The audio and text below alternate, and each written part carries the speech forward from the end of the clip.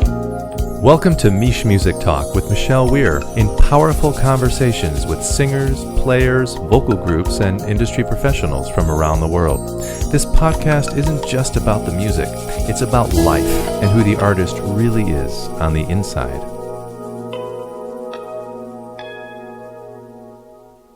Hey everybody, welcome back to MichMusic Talk episode number 10, which means we are now officially in the double digits. Hooray! Our guest today is Kim Nazarian, who is somebody that I have been a big fan of for a long time. In reality, I'm a giant fan of New York Voices in general. I love that group. She's been a member of the group for the whole time they've been in existence, which is over 25 years. And lucky me, I have been fortunate enough to hear them dating back to the pretty early years of the group, and all through these years, I've heard them many, many times, and they're fantastic. And I've always thought of Kim as being the spark plug on some of those really high energy tunes. I mean, her feeling of rhythm, inner rhythm and groove and pocket is so exciting and so vigorous that she can really drive the group and the orchestra that's playing behind them, or the big band, or whatever. It's great. And at the same time, she's singing beautifully in tune. She's got her high notes going. She's got her low notes with great accuracy. On a lyrical ballad, she can sing with beauty and expression. This girl has got a lot going on. She's good. She also has a new solo CD out called Some Morning, which we're going to listen to in a minute. But first, I'd like to remind you that you can go to MichMusic.com, that's MichMusic.com, to check out notes and links to things that we have discussed in our conversation. And now, let's take a listen to part of one of the tracks from Kim's new CD.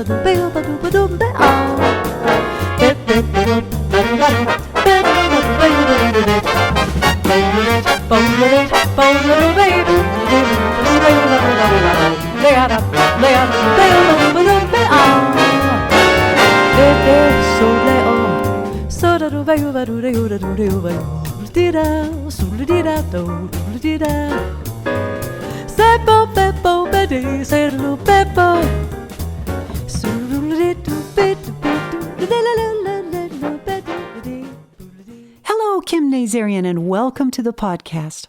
Thank you. It's so exciting that this exists and that I get to be a part of it. I feel so very fortunate, Michelle, to have you as a friend and a colleague and a resource. And yeah. Thank you, my dear. Mm-hmm. You know, it's so nice to talk with you, and we have been friends for a long time. Mm-hmm. And as I was preparing for the very, beginning passages of this podcast, I remembered that one time, I think it was about 20 years ago, maybe more, where we were in Los Angeles. You guys were on tour, and we met for lunch. Yes, and we we did. had a girls' lunch. We probably did it more than once in different places. I don't know. But that day, it was a sunny day in California, as it is sometimes. Mm-hmm. And we were talking about boys. We talked about, someday we're going to get married, and how old are we? We're going to have kids, maybe, and and then one of us did that. Yeah, and it wasn't me; it was you, and you met your darling husband Jay, and I'd known my darling husband Jay for quite a while, but I didn't realize that he was my beloved, until many years later. And it's one of the regrets of my life. Boy, we're getting hot and heavy right quick here, Michelle, that I didn't marry him sooner in my life. But I am certainly taking advantage of the time that we do have together. And I was just talking to a student the other day who's, we're talking about wanting to have it all and kind of balancing everything, and what a visual person I am. And I actually wrote in a calendar, get married, buy a house, have a baby. And lo and behold, those things happened pretty close to where I wrote them in the calendar. It's really kind of do time. But yeah, I do believe in visualization, and my husband was just talking about that today. He's like, visualize your successful 16-year-old son, please. Oh, your 16-year-old son doesn't need any help with the visualization. Oh, I'm yes. gonna guess. When we visualize the report card, we are. Oh, I see. Definitely. Well, there's that. Yeah. There's that thing about write yourself a check for $10 million. Oh, and I've put never it in heard your wallet. Oh, I like that. I think it came from a Jim Carrey, interview or something like that, I think. And, well, it worked for him. It worked for him. Yeah. Yeah. Totally. So listen, besides being, friends and it being nice to talk with you, let me just boast about you in regard to how much of an admirer I have been for your fantastic work with the New York Voices to date. I mean, that group has been going, I think, 20-something, 25, 27 years, something like that. 28. We just celebrated 28 years, February 2nd. 28 years. 28 People years. don't stay married that long. People Right. don't stay friends that long. Right. Often. I mean, it's really a minor miracle just that you can keep a group together that long. Yeah, this is true. Through all of the trials and tribulations of the business and the industry. But there's no denying the music, the friendship, the mission, and the fact that I am working with 3 very extraordinary people. And I think, we kind of all have a pact that we're not sure if we could continue if it was any other combination. We've been very, very fortunate, and you and I share the same friends, to, in extreme cases, Rosanna Eckert has filled in for both ladies during times of crisis in our lives. Which is amazing, is it Yes, not? Yes. And Greg Jaspers has stepped in once for Peter. But, New York Voices is really New York Voices. And I couldn't be more proud of what we have created and hopefully the legacy that we will leave and what we have contributed to vocal jazz, as you have, my dear and well-respected friend. I also look at the body of work that you have done, and I sometimes I shake my head in disbelief. I just can't believe all that you have published and written, and the resources you've created for all of us to do our jobs easier.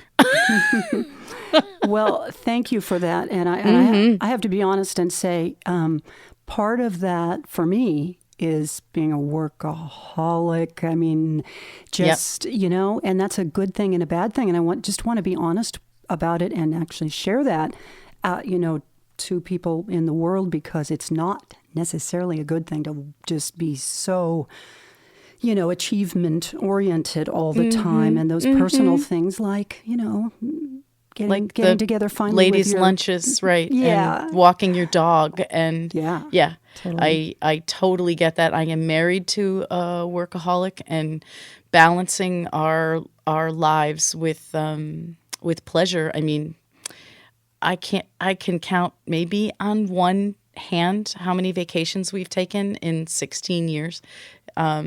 We don't take breaks, but in this music industry, Mich, I think we signed on for that 24/7 kind of thing because, number one, our creative juices rarely turn off unless we're exhausted and completely depleted.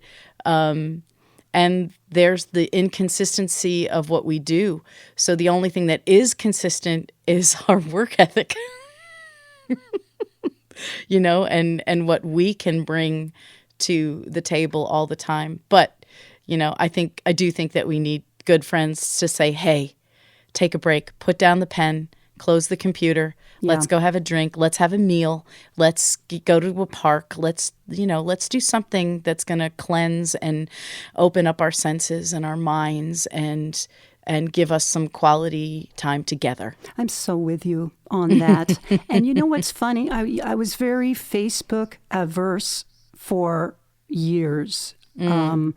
I just ignored it. And then suddenly, a few years ago, I started to get on board, and I still sort of had a love-hate with it. But now I'm beginning to, realize, people show what they want to show on Facebook, right? And right. A lot of times it's all the great things they're doing. And I'm right. very part of that group. I tend to do that. Nobody's going to profile their worst nightmare really on Facebook, probably. Right. But still, it is kind of nice to see people, people show their running and their engagements and, personal stuff that is going on in life. And I really like it. I appreciate it. Yeah, I'm such a technophobe that without the help of my husband, I couldn't even do this with you. But and to be perfectly honest, I have a very dear friend that kind of monitors my Facebook stuff. Because I just don't want to add one more thing that I have to check. I can barely keep up with email, and I know that's probably antiquated now, but No. it is my my business resource, and anything that I've done, a cell phone, an email address, finally getting a CD out, everything just takes me so long. Yeah. I do think I was born in the wrong era, and I'd rather be outside picking up sticks and digging in the dirt and planting flowers and growing a new vegetable and petting my cats and, doing those things. Besides, music and massage and cooking, those are the things I love to do, and reading. I was just not made for Apple. I think, I got to say, I do think emails are very evil. Really. They can be. And, there's two sides to the Facebook thing, too. It can be such a totally. time sucker. Yeah. Easy excuse for procrastination. Exactly. And we all do it to some extent, Yeah. but it's easy to get really sucked in, of course. Yes, ma'am. So I'd love to, I really would love to know more about the inner workings of New York Voices and how you guys are rehearsing these days, et cetera. But before that, can we mention that you've got a new leg in your career, and that is as a solo artist? Yes, ma'am. We certainly can. It took us, 6-7 years to complete that project because we did everything ourselves. We wrote all the arrangements. We produced all the sessions. We paid for everything. We hired everybody. We recorded everything. We mixed and mastered everything. I was in the eye for all the artwork and all the writing and all that great stuff. But it just took a really long time because of, personal things in between and having to make enough money to pay for those sessions. And we moved in between, and we took care of Jay's mom for 2 years. And, that became the back burner project that we did when we had a window of time or an opportunity, such as, recording with Paquito or Sean or John, or Gary, and knowing that we had a studio or a trio was happening, or that we had a block of time, and we were just like, we got to knock this out.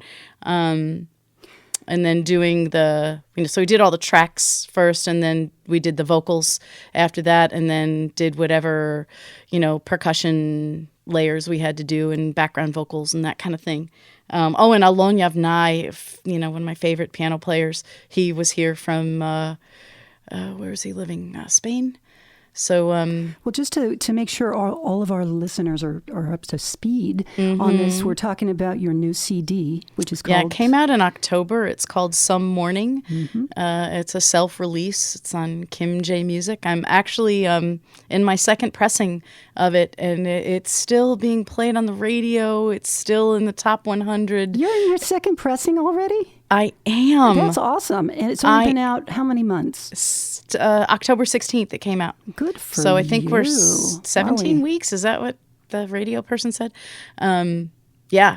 Awesome. So, And and you mentioned Gary and Paquito. That's Gary Burton, the great Gary Burton from... He's on the title track, Some Morning, which is an Yvonne Leans tune that I've always loved.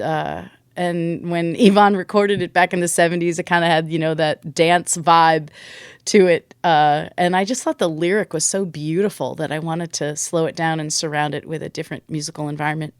And Paquito D'Rivera is on a track that's in dedication to Betty Carter and her big band days, a beautiful song called Just Tell 'Em I Said Hello. And once again, we've slowed it down. It's a bossa nova, and the lyric is just so touching. I really can't sing anything that doesn't feel honest coming out of my mouth or feel like it's not something that I would genuinely say.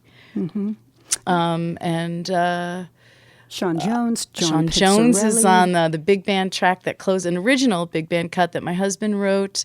And Sean is just the up-and-coming jazz superstar. He's just amazing. He's running the brass department at Berkeley right now. And John Pizzarelli, man, what a gift that was. That track got the most airplay. Gotta Be This or That from the soundtrack of Good Night, Good Luck. I believe it's a Benny Goodman tune. And I just always thought it would be a fun duet to do. Yeah. And it's every time I hear it, even now, I just smile. It's just fun. It's just fun. I'm in my early 50s, and to be able to say that my job is still fun, I'm really lucky. I really am. And I know, despite all the sort of back and forth about, all the things, and we're tired sometimes, and it's so much work. But, I mean, it really beats working at Starbucks. Definitely. There's, the reality of the dream. But I really do count my blessings because I am with you. I'm not slinging hash somewhere, on my feet 24 hours a day. And yeah. I noticed one interesting note on the album I wanted to ask you about. I think it pertained to a certain song, though I'm not completely sure if my memory is correct. But the quote on the CD is, "Kim's vocals are presented exactly the way she sang them. There was no technical tuning of her voice on this CD." Right. That's absolutely right. That's absolutely unprecedented in our time. Yeah, that was something that my husband was really adamant about. He's like, I am not going into Pro Tools. I am not tuning your work. Let's just get it. That is so awesome. And for people that aren't, some of the folks listening might not be, professionals in the music biz, and then of course many others are. But for those of you that might not know, these days, because it's so easy to, record on Pro Tools or whatever, and go in and tune up things and move things and so on. I think far fewer jazz singers do that than in some other genres, perhaps. But still, it's almost unprecedented for a whole CD to have zero tuning. On my voice. On your voice. On my voice. I mean, other things were tuned at times or, replayed fixed or whatever. Or something. But my voice, yeah, absolutely. And that's one of the things I really do pride myself on. It's, it's the reason I think that New York Voices, one of the reasons, that New York Voices achieve success because of our ears and, that ring of the chords and the respect for that and the the fact that same expectation happens in the instrumental world. So it really should apply to the vocal world if you want to consider your voice an instrument, and to not rely on that kind of technology to put out product. And that when people come and hear you, are they going to hear what they bought? And for the most part, with New York Voices, absolutely yes. With me, absolutely yes. And more times than not, it's even better because the music continues to grow, live as you continue to perform it, and you mix with different musicians, and it becomes something else than that one performance that's on the CD. But yeah, and it's one thing that I really do try to teach as well. Is, intonation is one of those things you have to work on like anything else. Absolutely. I mean, that's part of the big picture of vocal technique, of course. How do you, or have you in your past, worked on intonation? Well, recording doesn't lie. So when you hear something back that you have to fix, and it's a repeated thing that you have to fix, then I work, I work on the tune, and I'm also one that I have to work on a real piano. I cannot work on any kind of electronic sound. I have to hear the hammer hitting the string, and it has to be a good piano that's in tune. So you hear your recording back, you hear your voice. Mm-hmm. I mean, in the early years, because now I think you could be standing on your head and you'd sing a tune. I'm pretty sure about that. But I think in the beginning, you probably had some times where you recorded and you went, oh, whoops. And then you learned something about, and you connected probably your ear to your body, right? It's just connecting ear to body. And my whole teaching technique is surrounded by, those three words: body, breath, and sound. And, Darman often talks about that inner ear, too, that we, even if you're having a hard time with monitors or the room is swimmy, that after 28 years of singing this stuff, there is something in our bodies. There's a track in our bodies that we just remember, and it resonates a certain way. And I don't have perfect pitch, but I have relative pitch. So where certain pitches, certain sonority, certain keys, certain tunes, certain intervals, where they live in your body and in your voice. And, at this point, I know how to reproduce them consistently, pretty much any time of the day on anywhere on the planet. So if a student comes to you and they say, I've got a good ear, I know it's been tested by various means that I really can hear, pitch very well. I have a good sense of pitch, but my body can't feel it and sing what I'm hearing in my head reliably. What would you do with that student? I do a lot of movement, and I also rely a lot on yoga, and I have this yoga deck. And when we have issues, specific body issues, I will refer to some of those positions and poses and stretches. And I have a big dance background. And as I had mentioned before, I'm very interested in massage work. And there's all kinds of other, heat therapies and hydrotherapies and physical therapies and, all those things for me that help release and connect to the body, connect the sound to the body with the support of the breath. And so some of it sounds like, is about relaxing and just in a global kind of way and letting your body... In a universal way, absolutely. Mm-hmm. Yep. And there are so many... do what it knows how to do. That's right. There are so many times when people have issues with their lower voice, they can't access, and I'm a soprano and I have a C below middle C every day. And it's all about opening up your body and letting your sound drop in and not pressing it. And it's also, and this may sound odd to people that aren't professional singers, but the way you open up that bottom space is to really have a healthy head voice. And that head voice space opens up everything, including the bottom of your voice. Yeah. Yeah, it's all about carving out space for sound. Mm-hmm.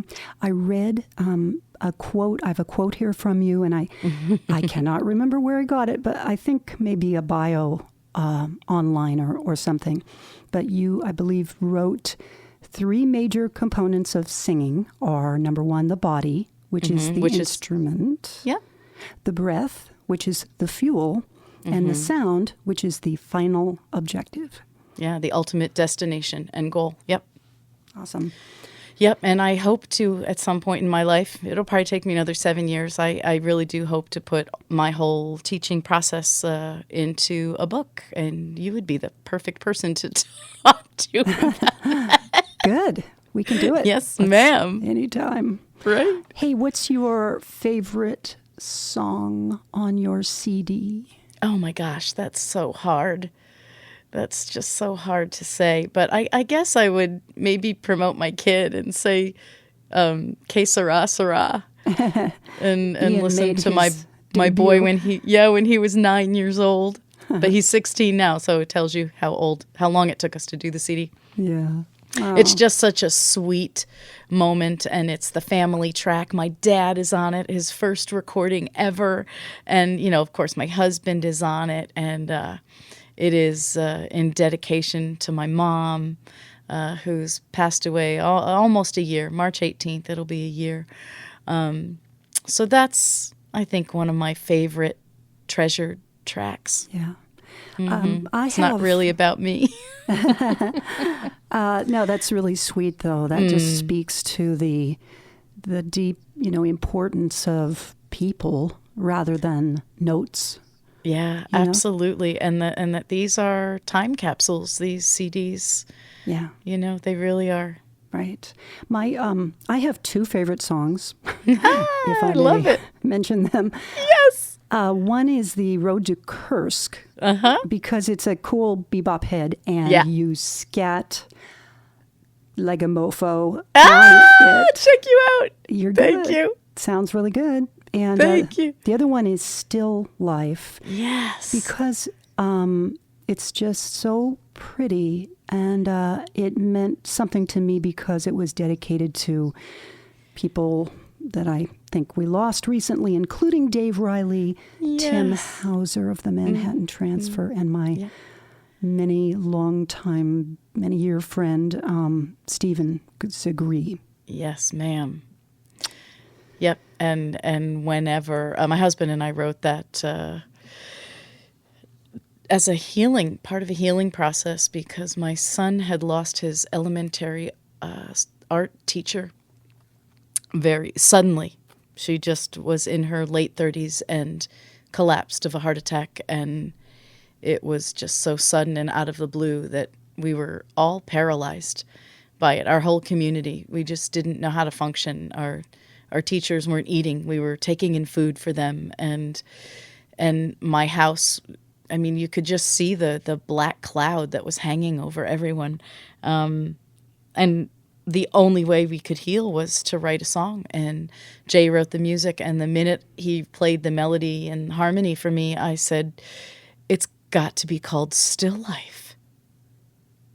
She was an art teacher, right? So you get the double entendre and the hook, there's still life in a song. And I'm just... It's a triple entendre. I will never, ever forget her, nor the people that I have to sing this for when I lose someone so close to me.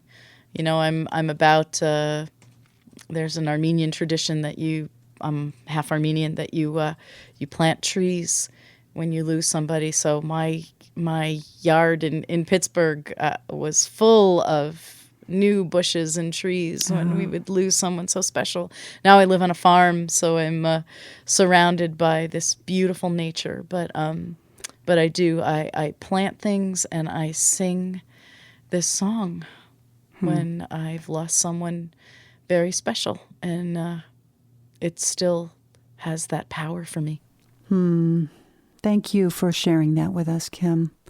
And how about if we listen to part of a track from your CD? Oh my gosh. Super. Okay. Is there anything in particular you want to listen to?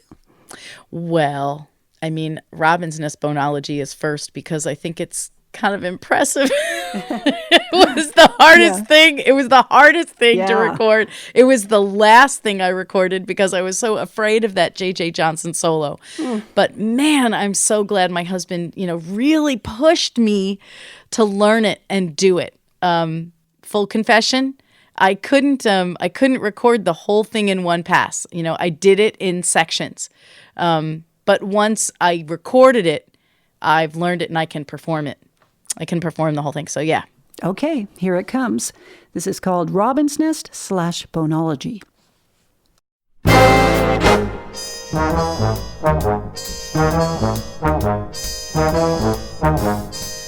You wouldn't be angry with me, would you, if I perhaps misunderstood you?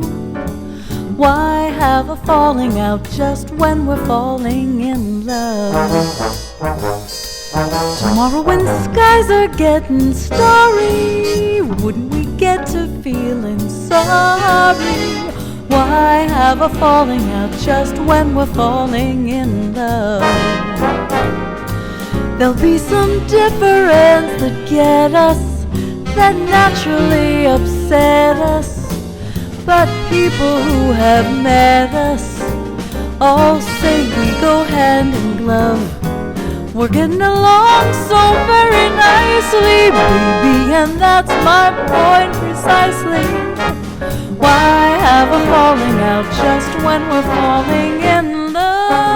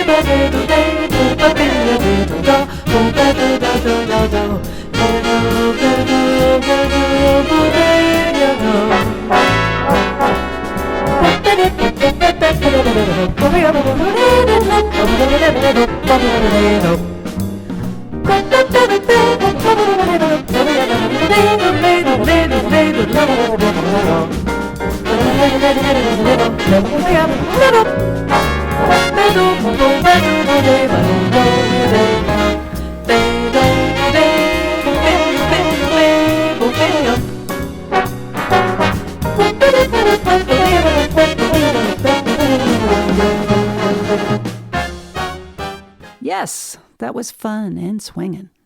And nice job by the arrangers, too, one of whom happens to be your husband, Jay Ashby, and someone else named Dr. John Wilson, who I don't know, but hey, it's a nice arrangement. We're going to go to a new area now.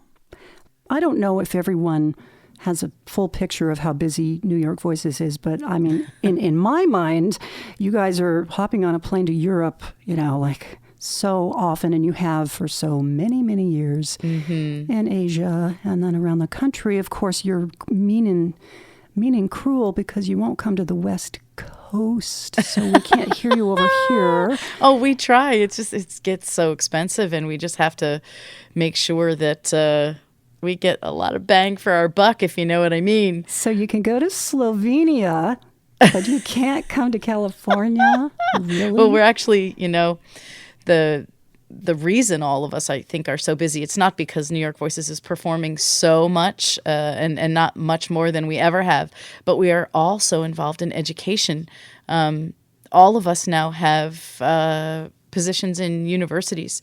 Peter's a full professor at Berkeley in Boston. Darman is an artist in residence at Indiana. Lauren is an artist in residence at Long Island University. I'm an artist in residence at Bowling Green State University. I'm the Skype jazz teacher at Ithaca College, and I am a visiting artist at Tri-C Community College here in Cleveland. I have a private studio. I have a Skype studio.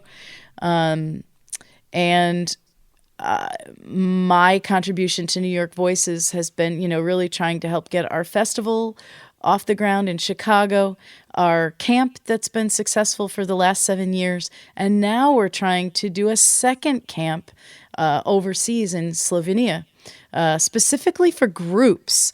And I'm so glad that you brought that up, because registration is open, and we're really hoping that people will chomp and bite at this opportunity. So you're inviting existing groups, yes, ma'am. And there are many in Europe. There are so many, especially, and you've had this experience too, those that go through the competition in Graz, Austria. And, you know, the Real Group has a camp, and we used to teach at a camp in Inzikoven, Germany, which you also taught at, Michelle. Yes. You've done everything. And our camp is kind of based on that model, and it has grown since then. But I really did want to try something new and different for our camp in Europe. If we don't get the groups that we think we can get, we will open it up to soloists toward the end of April. But our primary goal is to really, really get groups up and running, like New York Voices. So how would someone find out more about that and apply or whatever? Go to the New York Voices website, newyorkvoices.com, and we have scholarships. There's an incentive, to book your housing sooner, because the first, I think, 25 people that sign up get a discount on their housing, and it's just going to be an extraordinary experience, I think. I'm really excited about it, and I hope that it works. I hope it's successful. But it can only work if we get those groups there that third week in July. It's the 17th through the 23rd in a beautiful little town called Ptuj, P-T-U-J. It's being hosted by another existing group in Ptuj, Slovenia, called Vox Arsana. They've just released their first CD. And all of New York Voices will be there. We'll be joined by Greg Jaspers, who will write a new one of his wonderful a cappella pieces and conduct the all camp and teach classes with us. And also Peter Carlson, wonderful teacher from the Royal Academy, and he used to be in the Real Group. Former member of the Real Group. Yep. Well, it sounds super fun. It's a nice idea for a camp. I would be surprised if you didn't get enough groups for the first year, because there really are so many all over Germany, all over the Netherlands, I guess. And Slovenia is very affordable. It really, really is. So if you have that week available and you can get everybody together that week, I know it's a lot of coordination, but I do think it'll be worth the effort. Yeah. So speaking of vocal groups and rehearsing, but swinging back now to New York Voices for a minute, partly because of my selfish, curiosity about this group that I love so much, New York Voices. I've written you guys so many times letters. Well, and you're one of the few arrangers, Michelle Weir, that we have used in our, repertoire. And recorded. We sing your stuff, we record your stuff, and I look forward to doing more, because I still have one in my back pocket. As I told Peter when he did the on-camera video blog version of the MichMusic Talk some years ago, that I cried when I found out you guys were going to record my arrangement. I mean, that really, really just meant so much to me. So thank you. And I'm super, gosh. You can't believe how tickled I am about that. Well, it is one of the gems of our holiday program. We love it. Well, thank you. And thanks to Beachfront Property, too. Yes, ma'am. They were so generous. It was originally written for them. They did an awesome recording of it also. Right, and it's which is where we got the inspiration. Yeah. Yep. Yeah. So I just have to find out a little more, before we leave this conversation, about New York Voices. And, the current state of affairs is that, like many vocal groups, including the transfer, and I'm not sure probably take 6 also, but I don't know for sure. But you guys are living in different places. Yes, we are in 4 corners of the Americas. I live in Ohio. Peter lives in New Hampshire, works in Boston. Lauren lives in the city and has a home out on Long Island, and as you know, is teaching out there. Darman lives in New Jersey and is teaching in Indiana. I mean, we're just we're in transit all the time.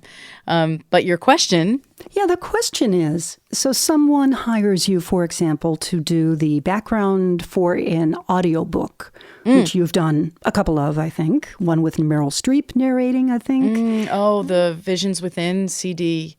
Yeah, that was also a many-tiered project. But, whatever it is, maybe they're just hiring you to do a new... right. We're on the Ann Hampton Calloway Christmas CD. So that was something that we had to pull together. Okay, so how do you do that? How do we do that? And just to be educational about it, I mean, what preparation did you need to have to be able to go backstage and rehearse when you could here and there, learn all the music on your own, and then pull it together on a concert? Yeah, that's right. Because we are spread out, people say, when do you rehearse, and do you Skype rehearse? And we haven't figured out the timing of the Skype rehearsal yet, or even the 4-way conference call. But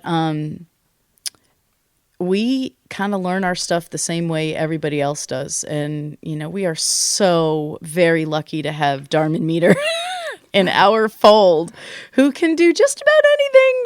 Yes. And, we agree on the tune. We agree on the arrangement.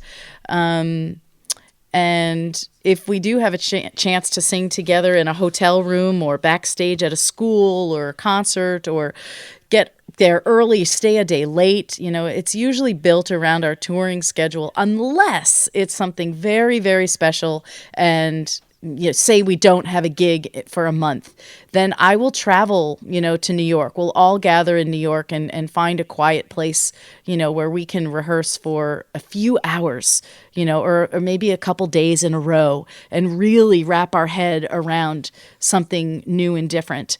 But if it's something that has to come together fast and furiously, Darman will send us tracks where we hear our parts individually, where we hear our part in the entire mix. And the part that I love the most is where my track is not there at all. And I just kind of sing along with the other 3 parts. I also have to be able to play my part. We were talking about it before at the piano. That's part of my learning process. It's just I have to play it. I have to hear it at the piano. I cannot just hear some electronic thing going. There's something about the wave of the piano that helps me memorize, helps me embody the music. I will also sing my part while playing the 3 other parts. I'll sing my part playing, just root movement. I'll sing my part playing chords, and I have various steps of memorizing, making sure I understand the text, making sure. Can you tell the world of singers, do you play much piano? I don't play a lot of piano, but I play enough piano that I can teach successfully. I can accompany in my lesson, not as well as you, and I can learn my music. I do not rely on someone else. But you use the piano as a tool often, it sounds like. Oh my gosh, yes, for everything, for teaching and for learning. Good, I'm going to play that. I'm going to play this for a couple of my UCLA students right now. Okay, your comments. Oh. Why? What's the problem? It will enhance their life because, sometimes singers don't realize the benefits of playing piano. Oh my God. And that almost all professional players and singers that, are doing kind of high level work, especially with challenging music, right. They're using the piano as a tool. Yeah, all the and time, it's but not everybody just gets that. It's not just singers. Like every musician needs to know their way around the piano. I'm sorry. You just have to. I mean, because these days, there are very few people that are just drummers. There are, drummers are becoming arrangers and writers and my husband's a trombone player and a percussionist. But man, he can sit at the piano and he can lay down a groove and he can accompany, and it's just, it's the most useful tool for teaching ever on the planet. I am with ya. With you, sister. Yes, ma'am. Okay, so Kim. Yes. I'm a little nervous about this. You probably should be. Oh my God, I wish we were in the same room. Are you ready to do the double time round? Oh no. Just say yes. Okay, sure. Great. So you're the first, so we'll see how this goes. But the idea is for me to rattle questions at you, and you have to answer them in like 6 seconds. Okay. Or less. So are they one-word answers? No. Okay. Not necessarily. Okay. You can like pass on a question. Okay. I guess. All right. There might be points deducted. I'm sweating, Michelle. I'll have to ask the judges. All right, you ready? Okay. So it's going to go quick. Okay. Here we go. Question 1. How did your hair get so curly? My grandfather. Number 2. What's your favorite color? Like indigo blue. Number 3. What's your favorite non-musical thing to do? Massage. Number 4. You're good at this. What was the most fun New York Voices gig ever? The most fun New York Voices gig ever. Oh my gosh. That's so hard. 6 seconds. I'm so sucking at this. Okay, next question. Oh! You lose. Next question, whatever it is. How do airplanes stay in the air? How do airplanes stay in the air? Oh my God. Aerodynamics. Okay. Speed. I don't know. Okay. And what's one thing a person can do to lead to a more peaceful life? Breathe. All right. Good. Congratulations. You survived the double time round. And so funny. How do airplanes stay in the air? Oh my God. You got 190 points. Yay! So that's pretty good for a first time. Nice job. Thanks, Mish. Yeah. Thank you for being game to play the game. Oh my God. And gosh, it's really great to speak with you. And there's so much more we could talk about. I want to remember to tell everyone all the stuff about what websites they should know about and so on. Right. There's, of course, NewYorkVoices.com. Right. KimNazarian.com. Okay. What's the best place to get your CD? CD Baby. Okay. Yep. I mean, but it's also Amazon and iTunes and, all those streaming places too.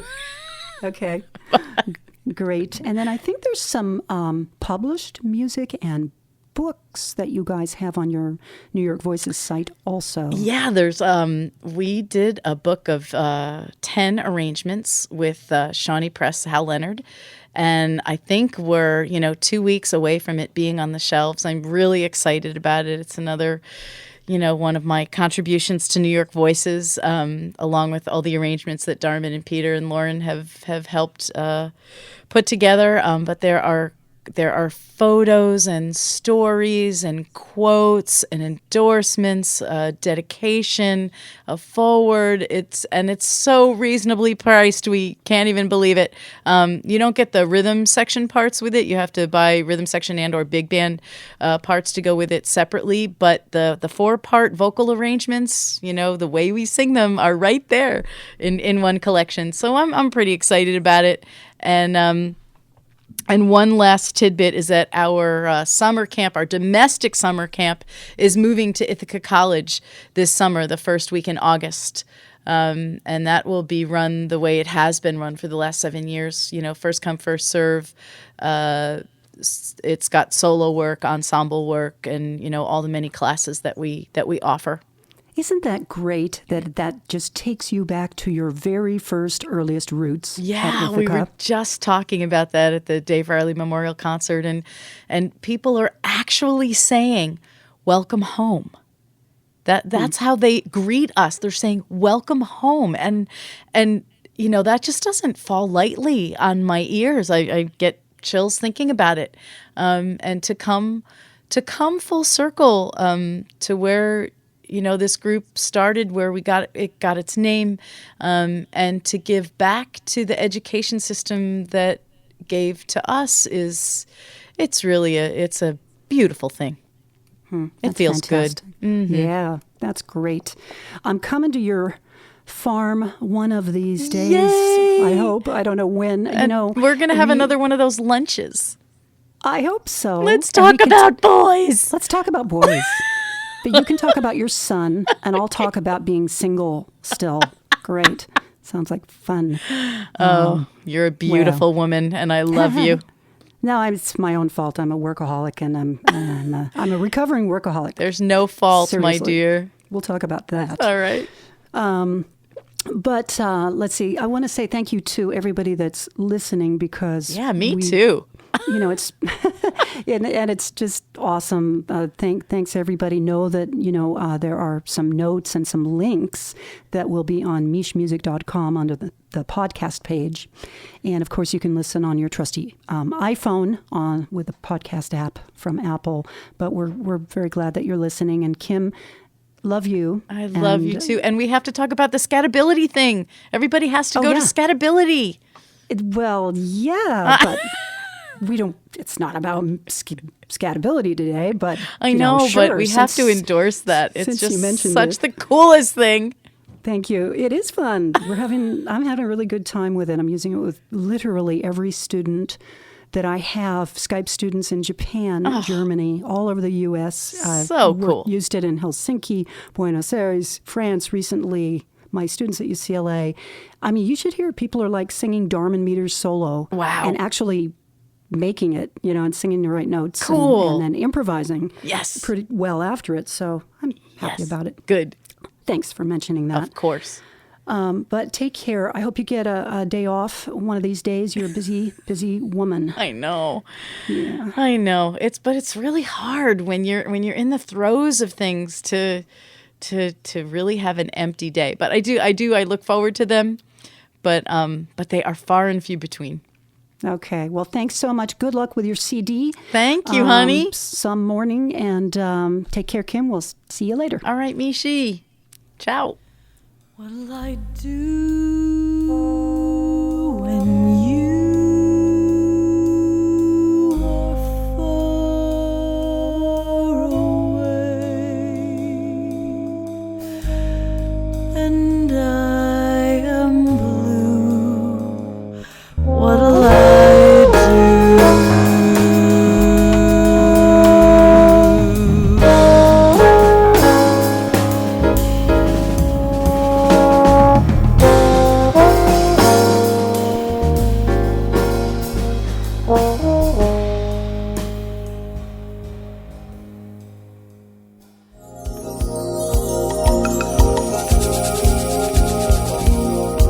Thanks for joining us for today's podcast, and please don't forget to subscribe. Visit www.michmusic.com/podcast for more info about today's guest and links to products and people that were discussed. See you next time.